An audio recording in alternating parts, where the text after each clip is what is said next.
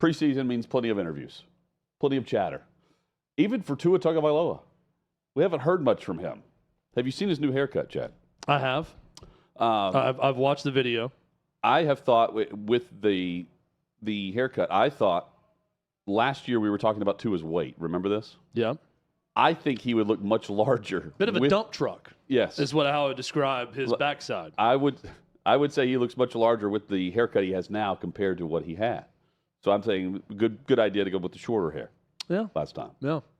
Oftentimes, but we don't hear that anymore. I feel like there are ways that men can cut their hair or shape their facial hair to make it look like or do something to like help them one way or the other. Yeah. You know, if you're too skinny, I feel like it helped him last year. If you're too skinny, there's ways to make you look a little bit more buff. And if you're too plump, there's ways to kind of accentuate it, make you look a little bit more thin. So, yeah, I think, Tua's probably implemented some of those things. Yeah. He's also implemented his honesty about Brian Flores, of course, the former Dolphins head coach who was fired after the 2021 season. And Tua and Flores didn't see eye to eye a lot. That was always the report. Here's Tua with Dan Le Batard discussing the relationship and what it was like playing for Flores, now playing for Josh McDaniel. Can you explain to us the difference in practical terms between having a coach who did believe in you the way that he did and the difference between that and what was happening with Flores? Yeah. Well, to put it in simplest terms, if you woke up every morning and I told you you suck at what you did, that you don't belong doing what you do, that you shouldn't be here, that this guy should be here, that you haven't earned this right, and then you have somebody else come in and tell you, dude, you are the best fit for this. Like, you are accurate, you are the best whatever, you are this, you are that. Like, how would it make you feel listening to one or the other? You see what I'm saying? And then you hear it, regardless of what it is, the good or the bad, and you hear it more and more, you start to actually believe that.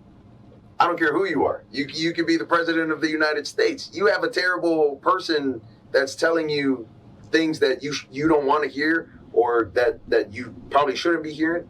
You're going to start to believe that about yourself. And so that's sort of like what ended up happening. And it was, it's basically been, 2 years of training that out of not just me, but, a couple of the guys as well that have been here since my rookie year all the way till now. That's always been the discussion, is that Flores didn't like Tua, that Chris Greer, the general manager, was the Tua decision maker on draft day. But to me, that sounds like hard coaching that I bet he would find with several other coaches across the league, Chad. I don't think that is just indicative of the way Brian Flores, defensive-minded head coach, approaches his, motivation skills. Well, it's old school versus new school. Okay, and I think this is the fundamental problem that a lot of coaches have. And Brian Flores is not the only one. We see it with a lot of Nick Saban disciples. Yes. It's when you try to be the guy and you're not the guy. If you grow up in a system watching the greatest of all time to coach their sport, and Bill Belichick, I'm not going to sit here and debate, but he's one of them. He's one of the very few you would put at the top or right there at the top. If you are working for Bill Belichick, you try to imitate Bill Belichick. If you do an impression of Bill Belichick and you're not Bill Belichick, it's not going to come across the same way. I'd even argue the way Bill Belichick spoke to Tom Brady throughout his career, and the entire time that eventually wore thin, that's not going to work with many quarterbacks today. I don't know that Bill Belichick works with every quarterback in the NFL today, calling him, Tommy Touchdown from Foxborough High School or whatever he would call him when watching film and making fun of him in front of the entire team. This is what Bill Belichick did to the best quarterback to ever play the game in Tom Brady. That's what Brian Flores saw throughout his career. So when he got Tua Tagovailoa, he's going to talk to him the way he saw Bill Belichick oftentimes talk to his star quarterback, and he expected the same exact results. Old school versus new school. I don't think it's the way you should probably talk to the quarterback. That is one position that's a little bit special. I get what Tua Tagovailoa is saying, Mike McDaniel is certainly of the new school approach. Oh, for sure. And way more positive with all of his players and fun-loving than Brian Flores. But I just see this as a tale of two trains of thought in time of how to coach up football players. And we've seen it with plenty of failed Nick Saban assistants. When you try to be the guy and you're not the guy, you're not going to get the same results. Kirby Smart is the first guy that's really gone on and could end up doing as well as Nick Saban over the course of his career. But he does that because he's 100% authentic to who he is. You know, it comes across if it's inauthentic or you're trying to push the buttons the wrong way with the star position at quarterback. And that's what Brian Flores did. Keep in mind, too, there was, and Armando Salguero will be great on this, covering the Dolphins at the time in 2020, leading up to the 2020 draft. So the way, By the way, he wrote about this in 2022, about how everybody in that facility said he was awful. Flores was to Tua the whole time he was there. And the way I understand it, Flores wanted Jordan Love in that draft. Everyone believes it was Justin Herbert or Tua. Of course, keep in mind, Justin Herbert was drafted one pick after Tua Tagovailoa went to Miami. 5th overall, 6th overall pick. And yeah, the suck for Tua and all that stuff going on.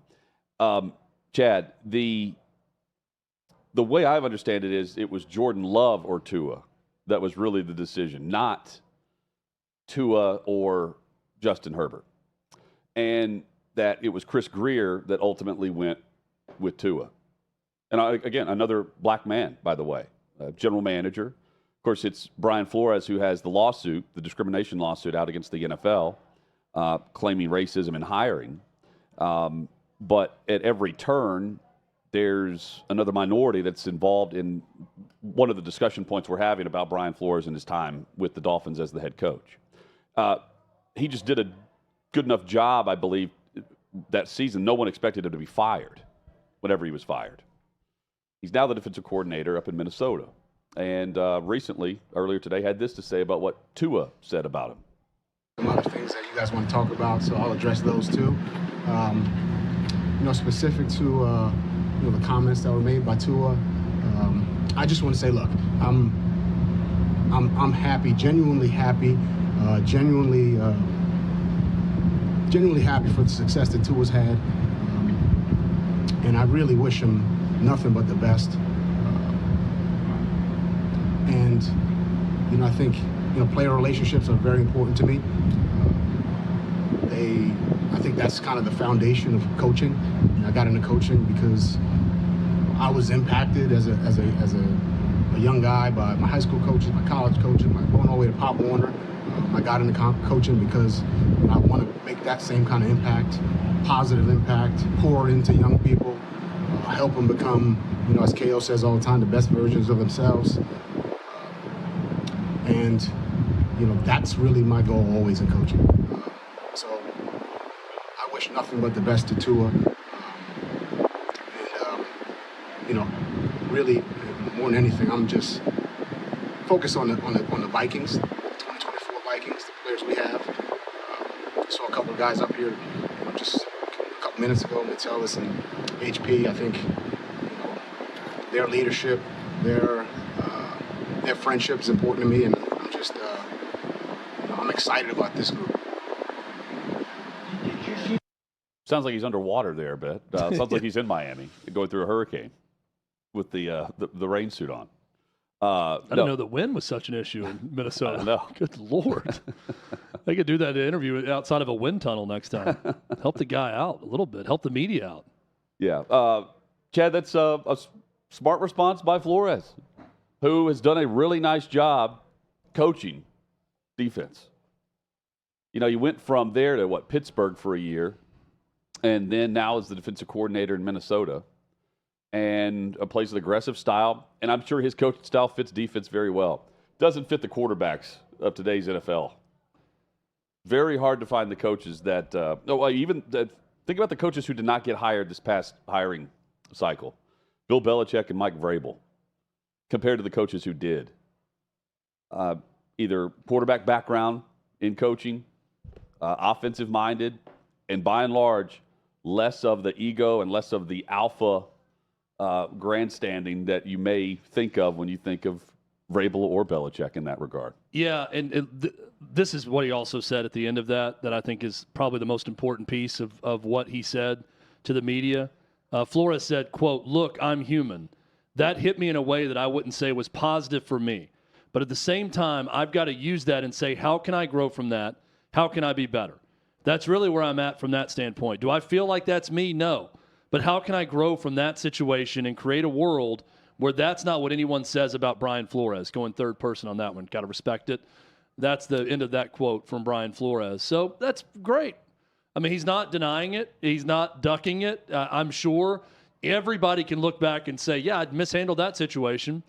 And if you're going to sue the NFL about racial discrimination and all these things, I think we've seen plenty of evidence now, and Armando's reported on a lot of this, and we'll talk to him about it. Plenty of evidence as to why an owner would want to cut ties with a coach if the relationship is this bad between coach and quarterback, especially when that quarterback is a young franchise quarterback. That's enough to get you fired in any job.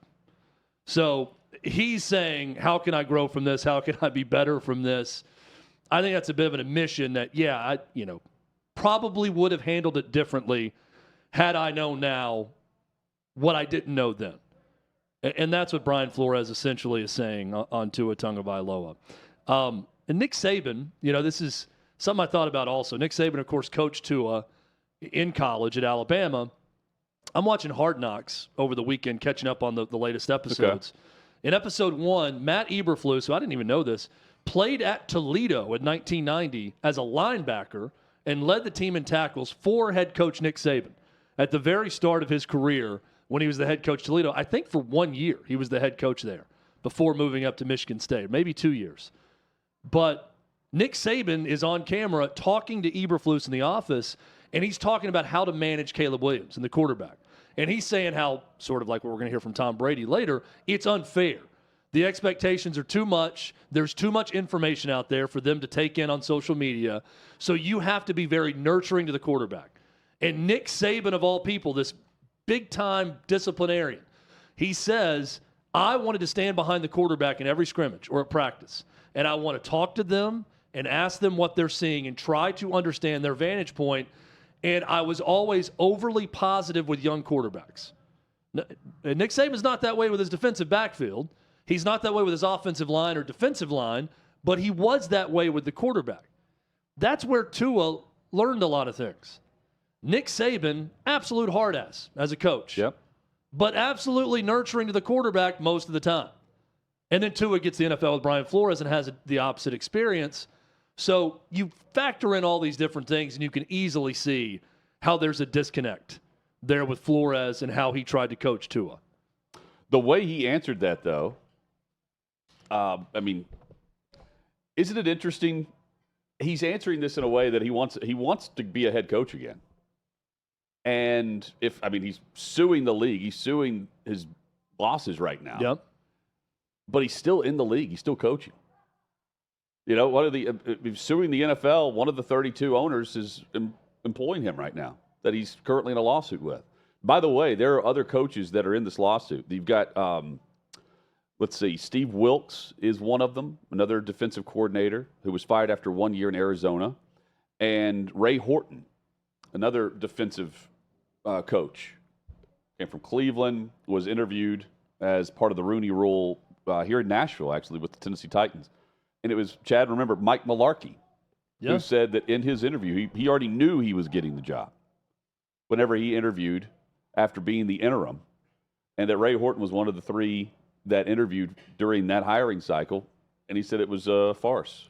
That's what Mularkey said in that chat. I think Ray Horton has the best argument of everyone, given that bit of information. Well, and Flores, that's the most damning part Flores of has it. cited some things going back a few years now, like emails and other things that we could dig up and point to as part of his evidence. But they joined Flores' lawsuit. Yeah. And I don't know, I'm not a lawyer working on these cases, so I don't know what all Brian Flores has. But it is interesting that someone who clearly wants to be a head coach in the league again is actively suing the league. And I wonder if there's a team out there that would decide, hey, I want to hire Brian Flores as my head coach. But if in doing so, they would go to Brian Flores' representation and say, we'll hire you if you drop the lawsuit. Well, correct me if I'm wrong. It was Brian Flores that Bill Belichick called to congratulate. Yes. But it was Brian Daboll who was getting the job. Yes. That's so, part of the lawsuit. And so it's not just the Dolphins, but Belichick called and got the wrong Brian. Or sent a text. A text, that's right. To the wrong Brian. Yeah. Congrats. Denver, the Broncos are also a part of this as part of the lawsuit with Flores because John Elway, I believe, was deposed as a part of this lawsuit. I mean, there are more teams involved. But, yeah, I mean, there are other examples that Flores would point to. Like, hey, congrats. I was like, I don't know what you're talking about. Yeah, don't know wrong the full, Brian, sorry. Don't know the full case that he's mounting. Got the wrong Brian. Congrats to Brian Daboll. I'm just laughing at the image of Bill Belichick not having his readers on and sending Brian, who's this again? Which one? He's like not reading the last name correctly. Wrong Brian. And then after he gets the text, he's got to put the readers on and say, who did I send this to again? And it was Belichick saying congrats, but Flores felt like he was still in the mix to get the gig. Yeah. And it was already determined, according to the way Flores said. And again, like the text message was. Well, if someone wanted to hire Brian Flores, I do think part of it would be, we'll hire you if you drop the lawsuit against me. Because if you're the owner of one of the 32 teams, that lawsuit is against you. We want to hire you, but we're not going to hire someone as head coach that's actively suing me. Yeah. So that's a condition of it. Drop the lawsuit and you get a head coaching gig. Teams have hired him since then. As an assistant. Yeah, but the coordinator, I mean, if something happened with O'Connell, up in Minnesota, who would be the interim there? That's fascinating to think of, too, especially if you know that the coach that is going to expect to be the interim is one that's suing the league for racial discrimination. You know? Yeah. Like the whole thing is fascinating. And good for Tua. Tua gets paid. Now he's not afraid to speak up and say whatever he wants. Tua's feeling himself a little bit. Man, he's in it's time to put up or shut up with that roster around him.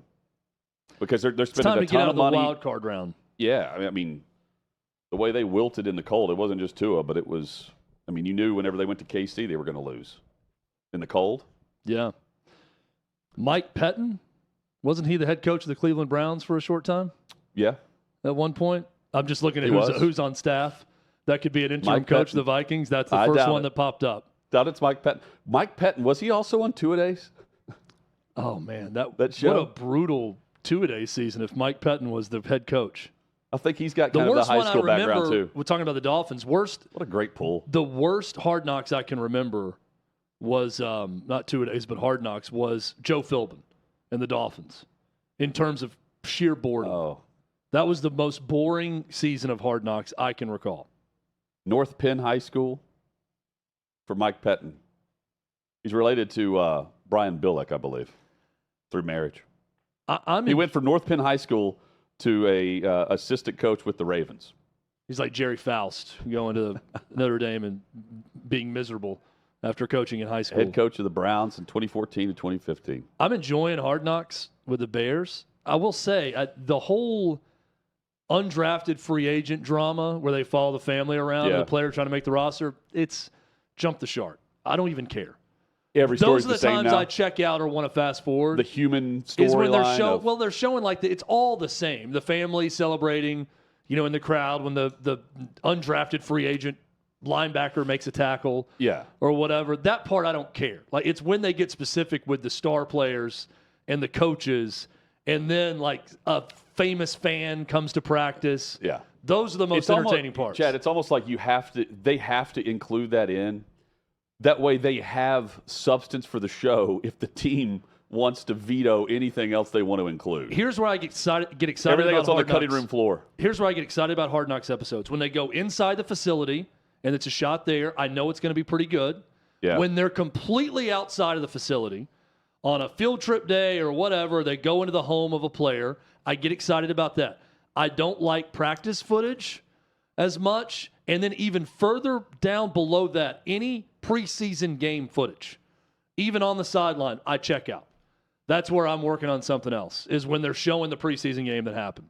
But everything else is where it's interesting. Those are my notes for you would NFL love films and HBO. the off-season edition I need to watch it. with the Giants. Your review with is Coach a good Brian one. Daboll. Not Flores. Josh McCown's also the quarterback coach in Minnesota. Of course, he was interviewed in Houston. He's there.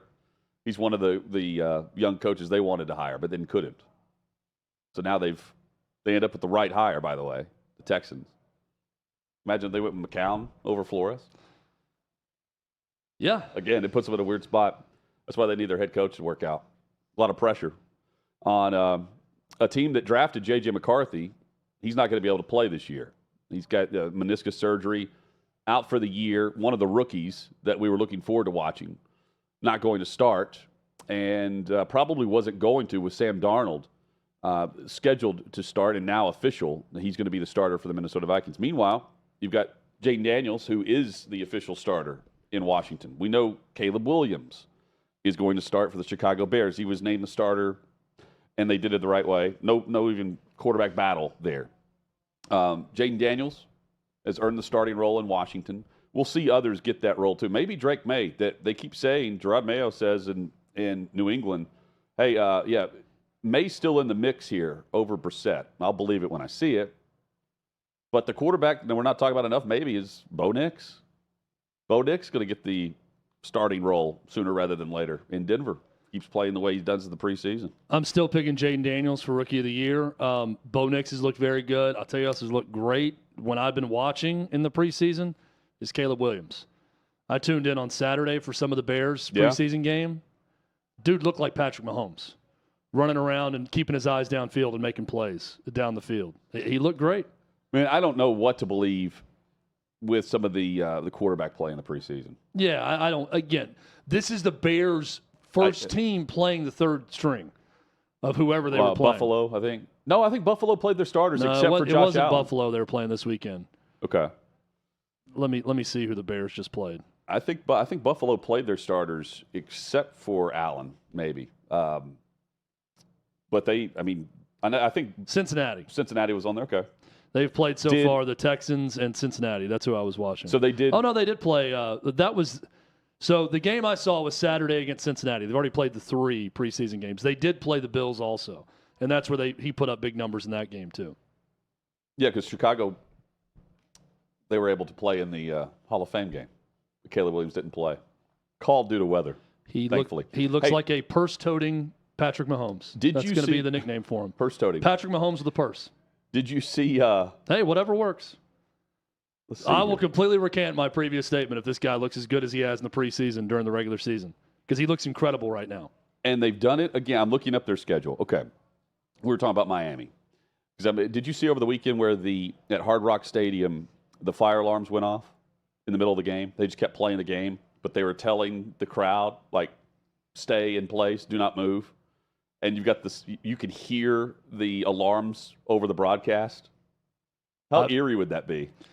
It's also just a perfect across the entire stadium. It's just going on. Perfect representation of the preseason. Yes, that is happening. You're here. And continue to sit and watch. I haven't heard a single thing about it. And B, that it kind of played off like, all right, nope, nothing to see here. Everybody just sit in your seats. Let's get through this. It is without fail. I don't know why the schedule makers do this. The Miami Dolphins should not be allowed to host games over the first 2 or 3 weeks of the regular season because it's right in the middle of hurricane season. And I, for one, can tell you because I sat through the longest NFL game in history in Hard Rock Stadium. There will be a weather-related event. And wouldn't you know it, Chad, the Dolphins, first 2 weeks of the season, are hosting the Jacksonville Jaguars and then the Buffalo Bills. Back-to-back weekends where we will see a weather-related event. Watch.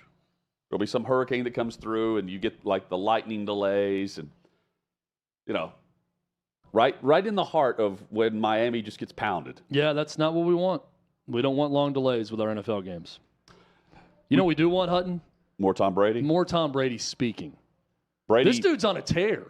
Wherever he goes on an interview or talks in a speech, it's all been great. He has long said that the rules are stacked against the defense. He said this whenever he was a guest on one of the podcasts with the Tampa Bay Bucks.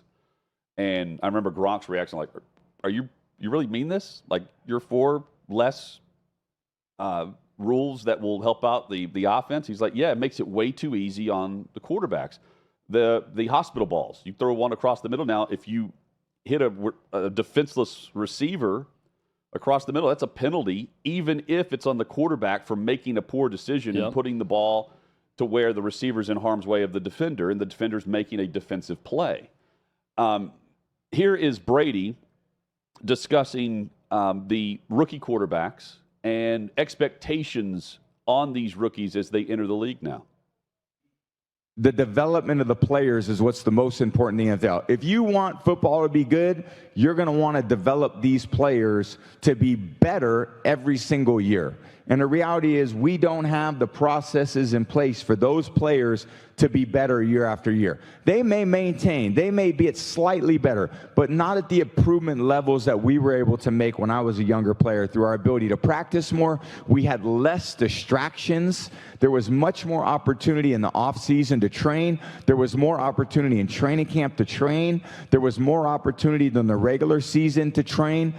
We had and not only through pro level, but also in college sports, because whatever gets adopted at the pro level ultimately gets adopted at the college level, and from the college level, it gets adopted to the high school level. And now I look at what could be a little bit dangerous is now there are players transferring from schools when they're not playing, and they're going to different programs, and they're going to different techniques they're learning. They're never advancing in an own individual system. There used to be college programs. Now there are college teams. You're no longer learning a program, you're learning a playbook. And the program is ultimately, like at Michigan, for me, that was a pro-style program. 5 years, I got to learn how to drop back pass, to read defenses, to read coverages, to be coached, to deal with winning games, to deal playing in Columbus, Ohio, in front of 110,000 people. Right. I had to learn from being 7th quarterback on the depth chart to moving up to 3rd to ultimately being a starter. I had to learn all those things in college. That was development. Then I went to New England, and I was developed by Coach Belichick and the offensive staff there. I didn't start my first year. I think it's just a tragedy that we're forcing these rookies to play early. But the reality is the only reason why they are is because we dumbed the game down, which has allowed them to play. It used to be thought of at a higher level. We used to spend hours and hours in the offseason and training camp trying to be a little bit better than next year. But I think what happens is it discourages the coaches from going to deep levels because they realize the players don't have the opportunity to go to a deep level, so they're There's Tom Brady there on the Stephen A. Smith Show.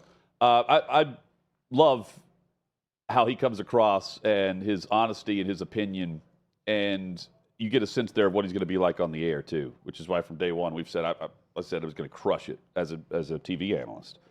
Chad, it's not just about the portal and moving around. It is about the coaching that I think a lot of these guys are getting at the college level. I think it's really dropped off. And some of that could be, the portal itself, always having to recruit your roster. You can't spend as much time just coaching ball. Maybe that's all true. But well before the portal was just wide open, some of the quarterbacks that we see in the league today were in college.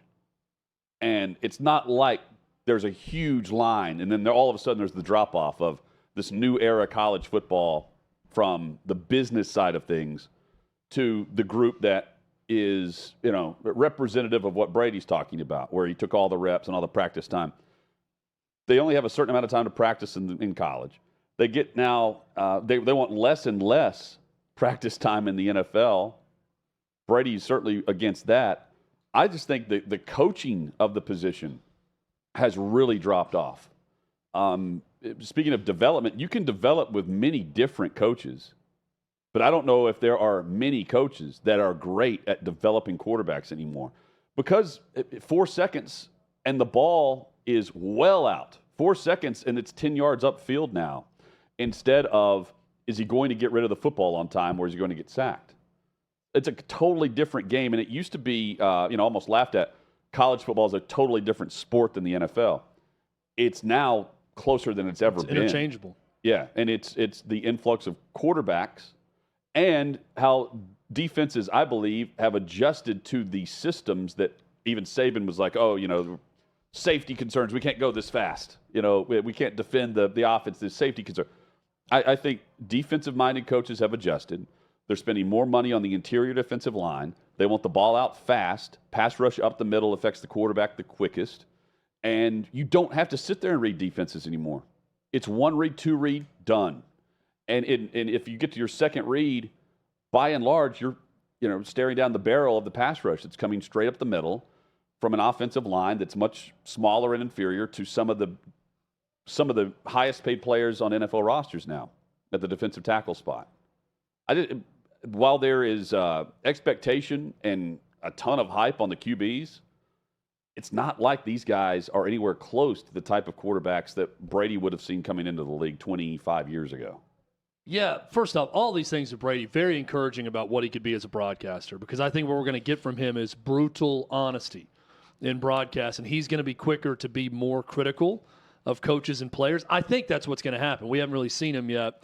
We'll start to find out when the Cowboys play the Browns on Fox in his first game as a broadcaster. Right, yeah. And I cannot wait to hear him, because this stuff, if it's just an appetizer for what he's going to be like during games, he's going to be terrific, because he's great breaking down the game and talking about these things and explaining them in a way that makes sense to everyone, which I think is also very important.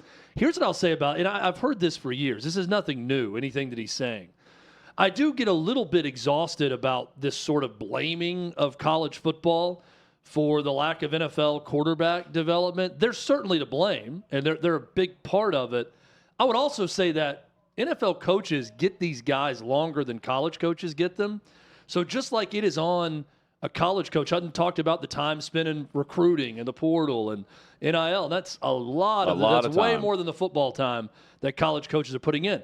But part of their job as college coaches is to go get a quarterback occasionally that's not in their offensive system per se in college, or to go get a wide receiver or a defensive player that's not doing anything like they're going to do in college for you, and you turn them into your system quarterback. You could try to do the same. I understand that you're going to, as Brady said, coach these players where they're at, and where they're at coming out of college is not where they would have been at in 2002 in the NFL. But if you're a good enough coach, you get more time with them. You're going to have more time with them in your organization also. You can do whatever you want. You can be as complicated as you want. If you really wanted to, I mean, if you're telling me the players are just dumber now and they're incapable of learning that, I don't buy that. I think if you really dedicated yourself to, we are going to scour and find the right quarterback with the right brain to come in here and run this super complicated offense, and we're going to find the right offensive linemen, receivers, running, everything, I think you could do it. Now, is that what's the smartest way to do it right now? I don't know. Probably not. Most of the league is telling us no, that it's not the smartest way to do it. It's just to adapt to the college game and what they're doing. College game is so different, too, because the hash marks are different. The rules are a little bit different. So they're adapting to what their game is. I do think NFL coaches could do a better job. They're part of the blame here. Not the biggest part, but they're part of the blame for what Brady's talking about. It's not all about colleges and the portal and coaching in college and all that. But I agree with him where you can get away with just being good instead of great in college. And you cannot do that at the NFL level. And now, how many franchises right now are just looking for good quarterback play? You just think about just the minimum standard of what we're looking for. A lot of them. And look, during Brady's era in the NFL, it was either Brady, Manning, or Roethlisberger that represented the AFC Championship game and went to the Super Bowl. Yeah. It really wasn't anyone else. David Garrard wasn't cracking that code, to get through as one of the starting quarterbacks to represent the AFC in the Super Bowl. So, I mean, you still have that huge drop-off from your great quarterbacks. And Rex Grossman wasn't beating Peyton Manning when he got to the Super Bowl in the NFC. Right. Yeah. It's also, if the Kansas City Chiefs three-peat and Patrick Mahomes with Andy Reid three-peat, there's never been a bigger message to the entire league. And this sounds so simple. And I understand what I'm saying sounds so simple. But if there was ever a calling to be great at quarterback and have true greatness at the position paired with greatness with an offensive head coach that can develop a system and a style that fits both perfectly, it would be the first ever three-peat in NFL history. 3 straight Super Bowl wins. Now would not be the time, right? That's it. I mean, you could never settle for good. Again, if you really want to be great, you better abide by everything Tom Brady's talking about, and this would be it. If the Chiefs go on to be the first ever team to three-peat, that is like the bat signal to the rest of the league. Find this, find this. And I get it. There's not Hall of Famers everywhere. Oh, well, let's just go hire the next Hall of Fame Andy Reid and find the next. But that's the lesson.